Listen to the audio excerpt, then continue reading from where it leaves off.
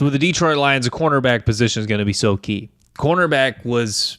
They put their corners in tough spots. Kildor, Cam Sutton, a lot of times were really all-out blitzing, leaving their cornerbacks in non-ideal situations. With the Lions, if they can get solid play out of the cornerback position, that'll go a long way.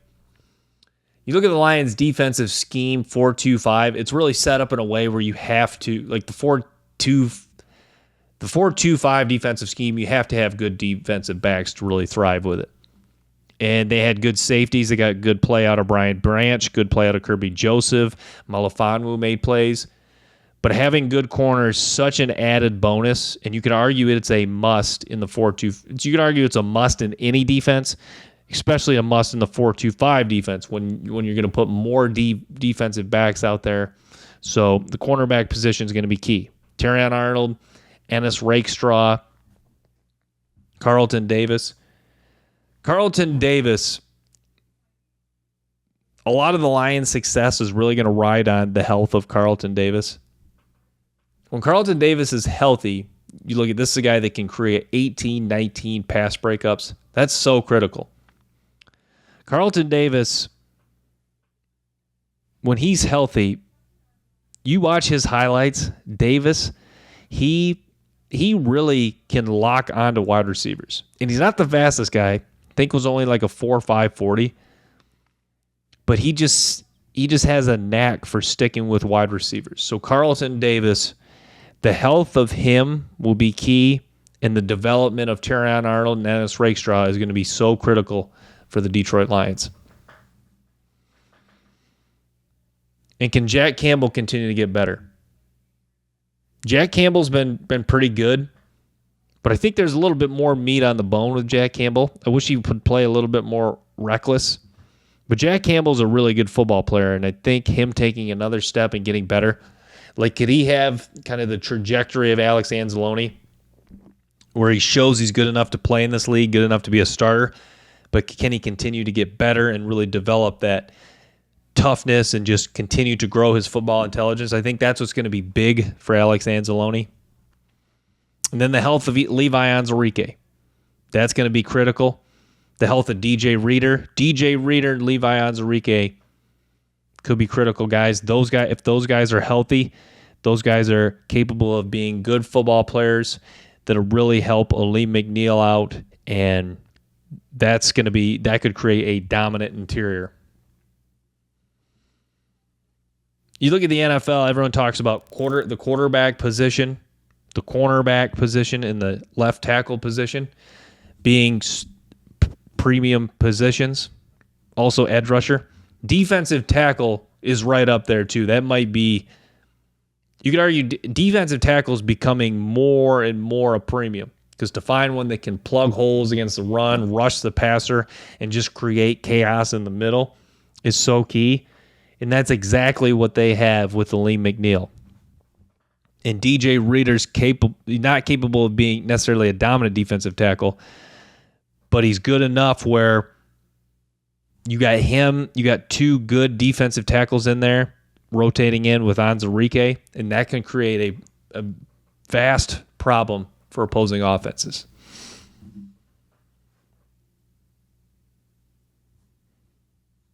Then the offensive line should be good. I like the addition of Zeitler, Ragnow.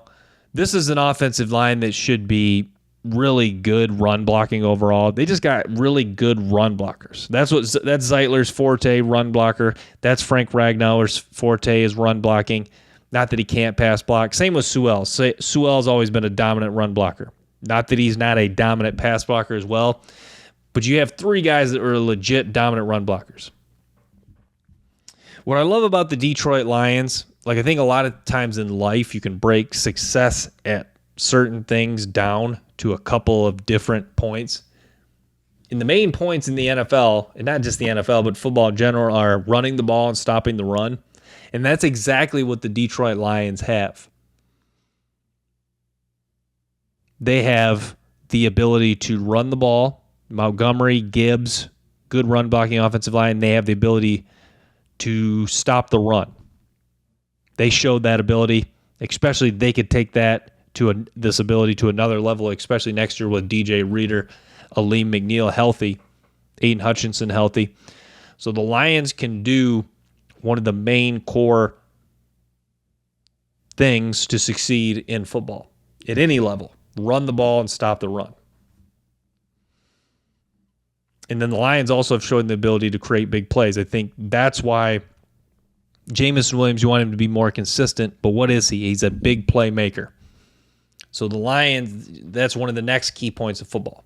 Limit big plays and create big plays. The Lions have the ability with Jameson Williams, with Amon-Ra St. Brown, with Sam Laporta to create big plays. So if you talk about, there's multiple foundations for success in football, but you talk with the Detroit Lions, you have the ability to run the ball and stop the run.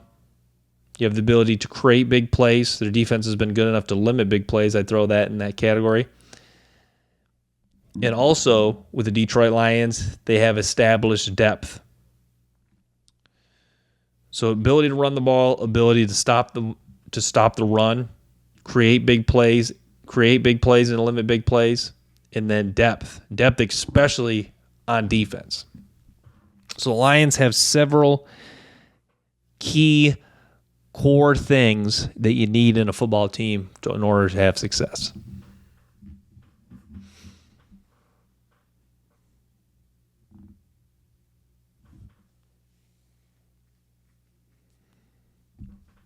So that's kind of the other question people have for the Lions. It's an interesting question, is where does their roster rank amongst the NFL? I think most would say they are the number, like a 3-4 roster. It's very interesting to put the Lions rank. It's very interesting to rank the Lions roster, because I think the initial reaction when you look at their roster overall, you'd say good roster, good coach. It's a lot of good, but I don't think there's a lot there to really, there's enough evidence on the Lions roster to really put your fist down and proclaim it's the best roster in football. Just because the Chiefs, Niners, Ravens, there's just more difference makers overall. But the Lions, I think kind of the main thing that would hold you back initially from putting the Lions as a top 1, 2, or 3 roster is the question mark at the cornerback position. But outside of that, depth, three true key difference makers: Aiden Hutchinson, Penei Sewell, and Amon-Ra St. Brown. That's a nice 3 true key difference makers combo in premium positions too. You talk about the Lions having success, having guys at key premium positions. Quarterback, they've got a good quarterback. They have a really good edge rusher, and they have an elite left tackle. So the Lions have good players at key difference makers, and then they have an elite wide receiver, even though wide receiver is not necessarily wildly regarded as a premium position. Having a guy like Amon-Ra St. Brown who can create you big plays and just be that tenacious after the catch guy, just rack up a lot of catches in a given game, is so valuable to a football team.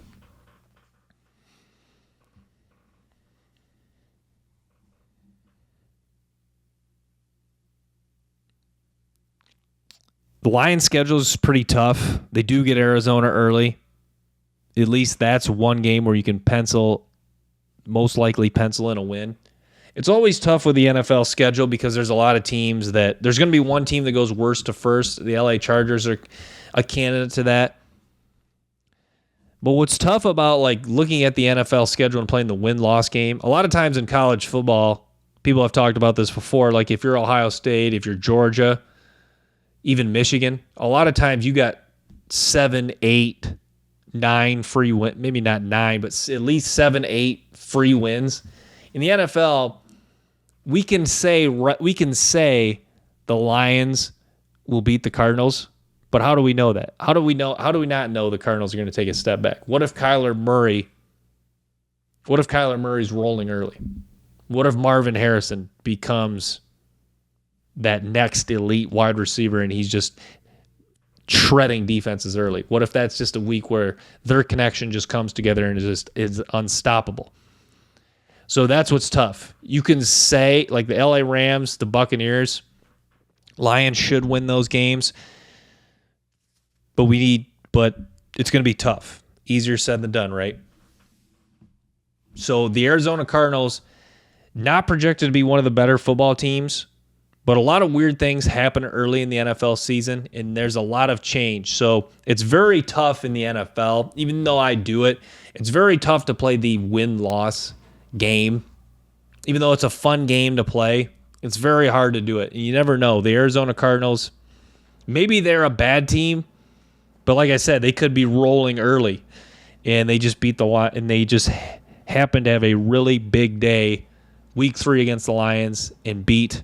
Or I don't know for sure. Is it week 3? I think it's I know it's the third game. I'm not sure if it's week 3. So maybe they just have a big day and beat the Lions.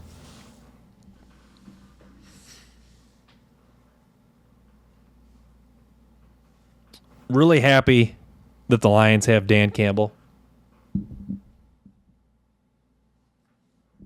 I think they have done, a lot of people use that term Dan Campbell fit.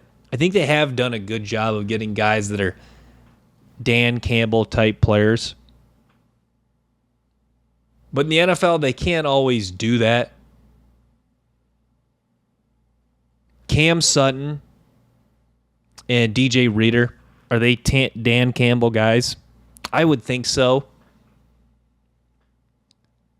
I guess the point I'm trying to make with this, I think you can use this expression. This is more so a fun expression to say as opposed to something that the Lions must do. I think the Lions are thinking a lot of times when they get guys, I don't think they're always thinking, is this guy going to be a Dan Campbell fit? I like what Brad Holmes has said. We focus on getting good football players. And all the Captain Obviouses out there would say, duh, why would you not want good football players? But oftentimes, NFL teams don't draft good football players. They draft guys with traits. Ask the Bengals how drafting John Ross worked out. Now, John Ross had some production at Washington, but was never was a dominant player relative to 4.2 40, a lot of great measurables. So that's the thing. Brad Holmes, like Sam Laporta, for example, even Jack Campbell, neither of those guys had off-the-charts measurable. Brian Branch, you can throw in that too. Brian Branch, Sam Laporta, Jack Campbell. These guys Campbell had pretty good measurables. I forget what his 40 time was. I think it was pretty good. But like Brian Branch did not run a very good 40 time. You watch Brian Branch play football, he's just a good football player. Hard, tough guy, coached under Nick Saban, 4-star recruit, high recruit out of high school, good football player. And even Laporta, a lot of people people question that pick because they're like, Laporta, he's like the 3rd or 4th tight end in this draft. I think the Lions drafted him as the 2nd tight end taken in the draft, might have been 3rd. But the point I'm trying to make is those are guys where, measurables aside, I think it was safe to say at the time they drafted them, I think most people would agree they were good football players. So I like Brad Holmes' philosophy of just draft good football players. Sometimes teams get caught up in the mix of, we interviewed this guy, we just love sitting down and talking with him. That's great, but what does that have to do? Sitting down and talking with a guy, what does that have to do with how he plays football? Or not to keep picking on John Ross, but 4.2 40, and I'm a big guy, a believer in speed. But a guy runs a 4.2 40, and you look at his college tape, he never was dominant, even though there was some production there.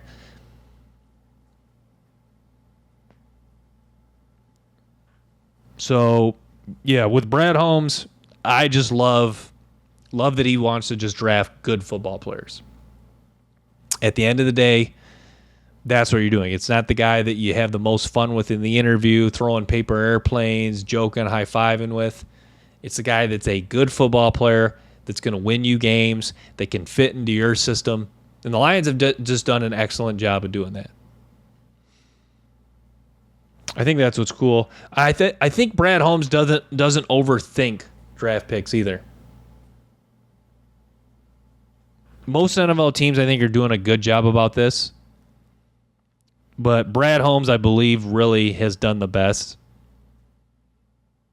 I think you can really infer this by his aggressive nature. A lot of times, if you're a guy that's aggressive, a lot of times you're not overthinking. I think that's why people like being aggressive, because you're not overthinking it. So I'm a fan of what Brad Holmes has done. I'm going to wrap with that, guys. Thanks for tuning in to the Brant Marshall Show. Stay tuned for more episodes and clips. Till next time, peace.